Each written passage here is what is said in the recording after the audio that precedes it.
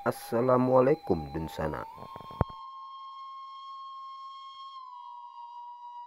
Dalam adat persukuan di Negeri Sembilan, nama suku Biduanda memang satu nama yang tidak asing, bahkan terpenting dengan kedudukan dan keistimewaan-keistimewaan yang tertentu.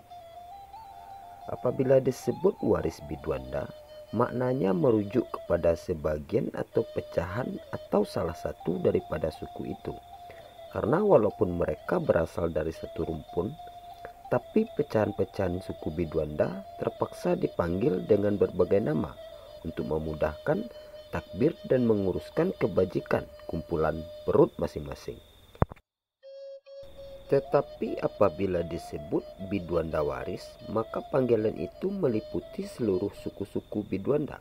Rumpun Biduanda yang asal keturunan Baka dari Dato Batin Mahagalang dipanggil dengan nama Biduanda Salasilah, yang bermaksud salasilahnya sampai kepada Dato Batin Mahagalang.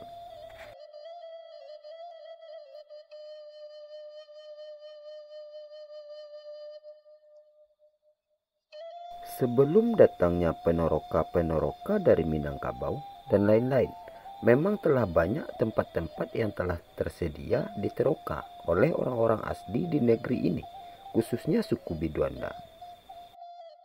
Berhubung dengan suku Biduanda secara umumnya, Allahyarham Tan Sri Mubin Serpar, bekas pengarah Museum Negara yang juga bekas penasihat British di Negeri Sembilan, pernah menegaskan dalam satu wawancara bahwa menurut kajian selidiknya, orang asli penoroka asal di Negeri Sembilan adalah dari kalangan suku Biduanda.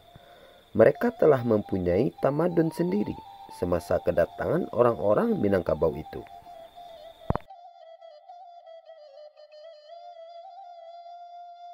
Ahli waris suku Biduanda terbagi kepada dua kumpulan, yaitu yang pertama waris Biduanda asal tempatan, yaitu waris Biduanda yang datang dari Pasir Besar.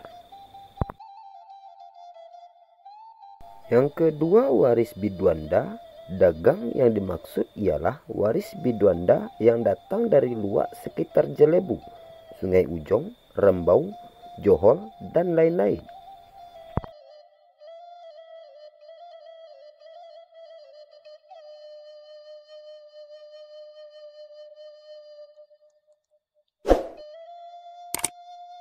Di dalam risalah Sejarah Asal-Usul Jempol Luak dan Suku yang ditulis oleh Dato Paduka Tuan Abdurrahman bin Ahmad, suku-suku Biduanda dagang ini disebut Biduanda Minangkabau. Sebenarnya tidak ada suku Biduanda yang datang dari Minangkabau, kecuali bakahagaranya Dato Batin Mahagalang yang tidak juga bersuku Biduanda itu, berasal dari tanah Minang. Di dalam risalah itu beliau mencatatkan bahwa di Jempol terdapat 7 suku Biduanda. 6 berazaskan tempatan tinggal di Kuala Jempol, yaitu suku Biduanda Pasak, suku Biduanda Kaya Menteri, suku Biduanda Gompo, suku Biduanda Jegarang, suku Biduanda Duka Menteri, dan suku Biduanda Maharaja Lela. Manakala satu suku lagi yang diistilahkannya sebagai Biduanda Azas Minangkabau tinggal di Ulu Jempol tanpa keterangan lebih lanjut.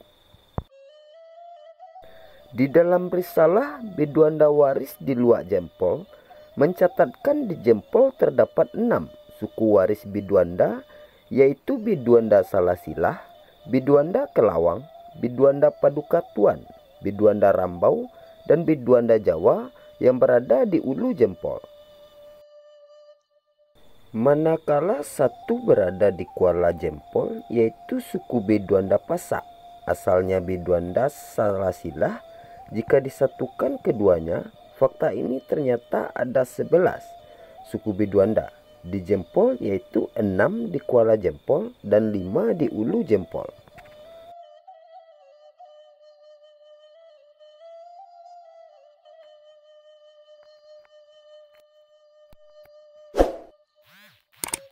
Menurut Dato Padukan Tuan Dato Abdurrahman bin Ahmad di peringkat awal. Kesemua suku-suku Biduanda di Jempol adalah mempunyai seorang penyandang pesaka dato lembaga, yaitu Dato Umbi yang disandang oleh suku Biduanda yang di hulu Jempol itu. Sebagai wakil dato lembaga bagi menguruskan suku-suku Biduanda yang berada di Kuala Jempol, Biduanda Pasak, dilantiklah seorang ketua bergelar Mangku. Berlaku pula peristiwa selepas kematian To Paduka Tuan Pandai di Ulu Jempol, pihak pentakbir adat di Kuala Jempol pada masa itu telah membawa pesaka itu ke hilir dengan melantik Johar dari Biduanda Pasak untuk menjadi bapa dengan memakai gelar To Paduka Tuan. Gelar itu diambil dari suku Biduanda Sempualang di Ulu Jempol. Dan pesaka yang berasal dari hulu itu tidak pernah ke hulu lagi selepas itu.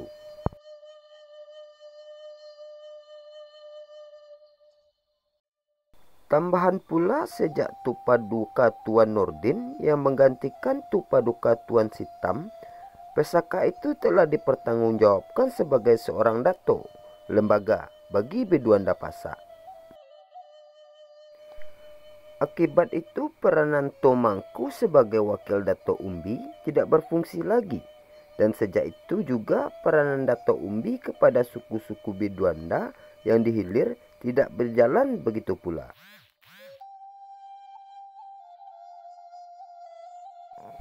Manakala Biduanda Sempualang, Perut, Paduka Tuan yang asal di hulu Jempol, selepas berlaku lama kekosongan ditambah pula dengan keadaan semasa yang tidak memungkinkan, pusaka itu kembali ke hulu, telah melantik seorang yang bernama Nangka menjadi bapa untuk mengetahui sukunya dengan gelar To Paduka Tuan.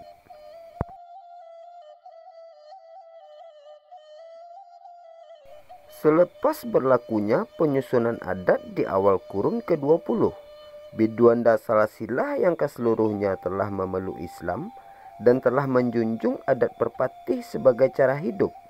Pentakbir negeri dan adat telah setuju merangkumkan pentakbiran adat Perut ini ke dalam Biduanda Waris yang berlembagakan Dato Umbi, di samping mengekalkan semua keistimewaan yang ada kepada sebelum itu.